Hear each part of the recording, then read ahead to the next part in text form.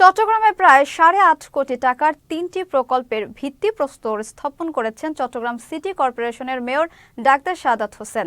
প্রকল্পগুলোর মধ্যে রয়েছে 2,78,16,877 টাকা ব্যয়ে 26 নম্বর ওয়ার্ডের মহেশখালের সৌন্দর্য বর্ধন প্রকল্প, 3,02,56,857 টাকা ব্যয়ে 9 নম্বর ওয়ার্ডের ফিরোজ শাহ মাঠের উন্নয়ন ও সৌন্দর্য বর্ধন প্রকল্প এবং 2,74,56,800 টাকা ব্যয়ে 11 নম্বর ওয়ার্ডের বহুরূপী মাঠের উন্নয়ন ও সৌন্দর্য বর্ধন প্রকল্প। এ সময় উপস্থিত ছিলেন চসিকের প্রধান নির্বাহী কর্মকর্তা শেখ মোহাম্মদ তৌহিদুল ইসলাম, প্রধান প্রকৌশলী মোহাম্মদ আবুল কাশেম ও প্রধান পরিচ্ছন্ন কর্মকর্তা কমান্ডার লতিফুল হক কাজমি সহ অনেকে।